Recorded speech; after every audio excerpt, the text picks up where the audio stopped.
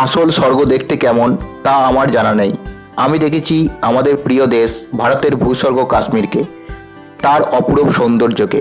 কাশ্মীরের এই সৌন্দর্যকে ভাষায় প্রকাশ করার মতন কোনো শব্দ আমার কাছে নেই। এই কাশ্মীরের সৌন্দর্যকে নিজের চোখে না দেখলে বিশ্বাসই করা যায় না। আমি আপনাদের নিয়ে যাব এই স্বপ্নের জায়গায়, আর খুব কম খরচে বিনিময়ে কাশ্মীর ঘুরিয়ে আনবো। আজকে আমরা যে বিষয়গুলি নিয়ে আলোচনা করব সেগুলি হলো আপনারা কিভাবে কাশ্মীরে পৌঁছাবেন, আপনাদের ট্যুর প্ল্যান কী হবে, আপনারা কোন কোন জায়গায় ঘুরবেন, কাশ্মীর যাওয়ার সঠিক সময় কোনটি, কতদিন সময় লাগবে, সবশেষে গুরুত্বপূর্ণ পয়েন্ট হচ্ছে আপনাদের কত টাকা খরচ হবে। ভিডিওটি শেষ পর্যন্ত দেখুন, আপনাদের কাশ্মীরের ট্যুর সম্পর্কে কোনো ডাউট থাকবে না। বন্ধুরা, ভিডিওটি শুরু করার আগে আপনাদের কাছে একটাই রিকোয়েস্ট, চ্যানেলে যদি নতুন হয়ে থাকেন তো চ্যানেলটিকে সাবস্ক্রাইব করে পাশে থাকা বেল আইকন ক্লিক করতে ভুলবেন না। এইরকমই ইনফরমেশন ভিডিও আমি আমার চ্যানেলে নিয়ে আসি। আপনাদের সাবস্ক্রাইব আমাদের মতন ছোট ইউটিউবারদের চ্যানেলকে এগিয়ে নিয়ে যেতে সাহায্য করে।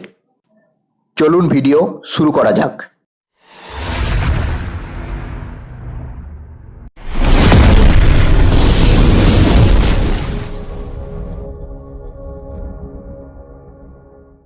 কাশ্মীর যাওয়ার ক্ষেত্রে দুটি অপশন রয়েছে। প্রথম অপশনটি হচ্ছে কলকাতা থেকে সোজা জম্মুতাই স্টেশনে চলে যান এবং সেখান থেকে চলে যান শ্রীনগরে।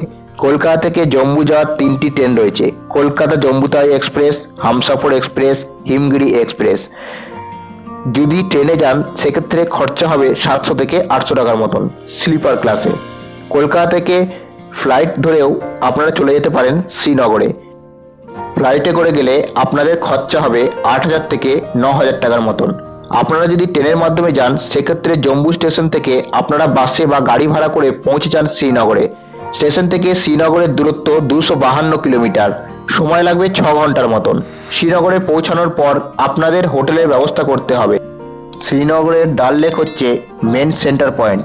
যাদের কাছে কম বাজেট রয়েছে তারা ডাল লেক থেকে 1 কিলোমিটার দূরে হোটেল নিতে পারেন, তাতে অনেক কম খরচ হবে। এরপর হোটেলে কিছুক্ষণ রেস্ট নিয়ে বেরিয়ে পড়ুন ডাল লেকের অপূর্ব সৌন্দর্য দেখতে। এরপর হোটেলে ফিরে ডিনার সেরে শুয়ে পড়ুন। কাশ্মীরে আসার সঠিক সময় কোনটি? কাশ্মীরে আসার সঠিক সময়টি পুরোপুরি আপনাদের ওপর নির্ভর করে। যেমন যারা সবুজে ঘেরা পাহাড় পর্বত গাছপালা দেখতে চান তারা চলে আসুন জুন জুলাই এবং আগস্টে, আর যারা স্নো দেখতে ভালোবাসেন তারা চলে আসুন ডিসেম্বর জানুয়ারি আর ফেব্রুয়ারি মাসে। কাশ্মীরের উইন্টার সিজনের সৌন্দর্য সম্পর্কে নতুন করে আর বলার কিছু নেই। এবং যারা কম বাজেটে কাশ্মীর ভ্রমণ করতে চান তারা চলে যান সেপ্টেম্বর, অক্টোবর ও নভেম্বরে। আসল কথা হচ্ছে আপনারা যেই সময়েই কাশ্মীর আসুন না কেন প্রত্যেক সিজনেই কাশ্মীরে আলাদা আলাদা একটি রূপ দেখতে পাবেন। দ্বিতীয় দিনে আমরা লোকাল সাইট সিন করব। প্রথমে আমরা পুরো ডাল লেক ঘুরে দেখব এবং আপনারা সেখানে শিকার রাইডিং করতে একদম ভুলবেন না। এবং এখানে রয়েছে ফ্লোটিং মার্কেট, আপনারা চাইলেই শিকারাতে বসেই যে কোনো জিনিস কিনতে পারবেন। এরপর আমরা বেরিয়ে পড়ব শ্রীনগরের সাইট সিন করতে। আপনারা চাইলে গাড়ি করে যেতে পারেন এবং আপনারা চাইলে সেখানকার লোকাল অটো করেও ঘুরতে পারেন। প্রথমেই আমরা ভিজিট করব শঙ্কর আচার্য টেম্পল। শ্রীনগরের ডাল লেক থেকে এর দূরত্ব 12 কিলোমিটারের মতন। এরপর আমরা একটি জনপ্রিয় জায়গায় যাব, সেটি হলো ইন্দিরা গান্ধী টুলিপ গার্ডেন। মন্দির থেকে এই গার্ডেন আসতে 25 মিনিট সময় লাগে। টুলিপ গার্ডেনটি সারা বছরে মাত্র 1 মাসের জন্য পাওয়া যায়। এই অপরূপ গার্ডেনটি শুধু বছরের মার্চ এবং এপ্রিল মাসে খোলা থাকে। টুলিপ গার্ডেনের এন্ট্রি ফি হচ্ছে 60 টাকা পার পার্সন। এরপর আমাদের পরের গন্তব্য নিশান্ত গার্ডেন এবং এর এন্ট্রি ফি হচ্ছে 24 টাকা পার পার্সন। এখানে কিছুটা সময় কাটিয়ে একে একে দেখে নিন শালিমার বাগ এবং হাড়ি পর্বত ফোর্ট। এইসব জায়গা দেখা হয়ে গেলে ফিরে আসুন হোটেলে আর ডিনার সেরে শুয়ে পড়ুন। পরের দিন সকালে গাড়ি ভাড়া করে বেরিয়ে পড়ুন গুলমার্গের উদ্দেশ্যে। শ্রীনগর থেকে গুলমার্গের দূরত্ব 50 কিলোমিটারের মতো, সময় লাগে 1.5 থেকে 2 ঘন্টা। গুলমার্গের ট্যাক্সি স্ট্যান্ড পর্যন্ত গাড়ি চলাচল করে। এরপর 10 মিনিট পায়ে হেঁটে চলে যেতে পারেন গন্ডোলাতে। আবার আপনারা চাইলে হর্স রাইডিংয়ের মাধ্যমে পৌঁছে যেতে পারবেন। হর্স রাইডিংয়ের খরচা পড়বে 500 থেকে 600 টাকার মতন। গন্ডোলা রাইডিংয়ের জন্য প্রচুর ভিড় হয়, তাই সকাল 9টার মধ্যে যেতে পারেন, অনেকক্ষণ ঘুরতে পারবেন। গন্ডোলা রাইডিং করে ফেজ 1-এ পৌঁছানোর পর এক অপূর্ব দৃশ্য দেখতে পারবেন। সেখানে শীতকালে রয়েছে প্রচুর স্নো আর সঙ্গে রয়েছে প্রচুর অ্যাক্টিভিটি।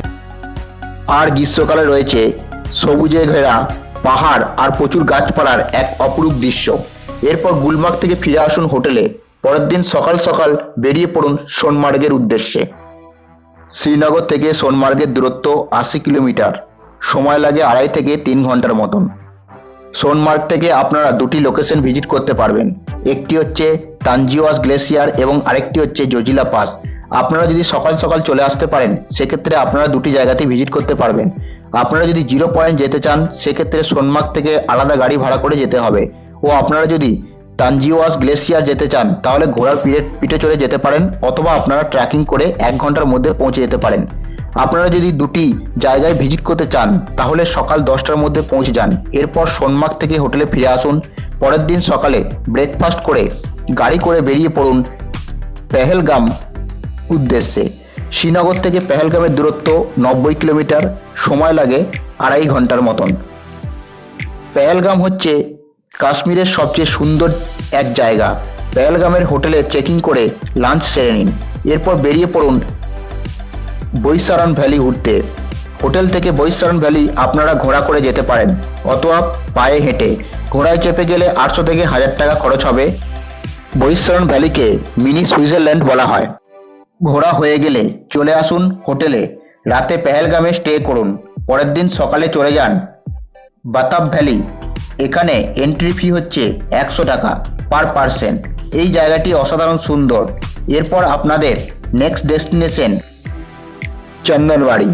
বেতাব ভ্যালি থেকে চন্দনবাড়ির দূরত্ব প্রায় 9 কিলোমিটার। চন্দনবাড়ি থেকে পবিত্র অমরনাথ ধামে যাত্রার প্রথম ধাপ শুরু হয়।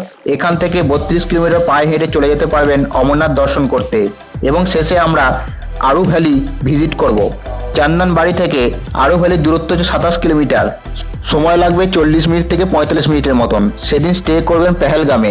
পরের দিন সকালে গাড়ি ভাড়া করে বেরিয়ে পড়ুন বাড়ির উদ্দেশ্যে। প্রথমে গাড়ি করে পৌঁছে যান জম্মু তাই স্টেশনে ও ট্রেন ধরে চলে আসুন কলকাতায়। এবার বলবো আপনাদের কত খরচ হতে পারে। আপনাদের ট্রেন ভাড়া পড়বে যাওয়া আসা মিলে 1600 টাকা, গাড়ি ভাড়া পড়বে টোটাল 5300 টাকা, হোটেল এবং খাওয়া দাওয়া মিলে পড়বে 16,050 টাকা, আর বিভিন্ন অ্যাক্টিভিটি বা এন্ট্রি ফিজ মিলে পড়বে 2385 টাকা। টোটাল হবে 18,435 টাকা। এটি ছিল পার হেডের খরচ। এই ভিডিওটি যদি আপনাদের ভালো লেগে থাকে তাহলে লাইক করবেন, আর আপনারা ভিডিওটি কেমন লেগেছে তা কমেন্ট করে অবশ্যই জানাবেন। যদি আপনারা ট্যুর গাইডের ভিডিও দেখতে চান তাহলে চ্যানেলটিকে অবশ্যই সাবস্ক্রাইব করবেন। এরকমই ইনফরমেটিভ ভিডিও আমি আমার চ্যানেলে নিয়ে আসি। সবাই ভালো থাকবেন, দেখা হচ্ছে এরকমই কোনো ভিডিওতে।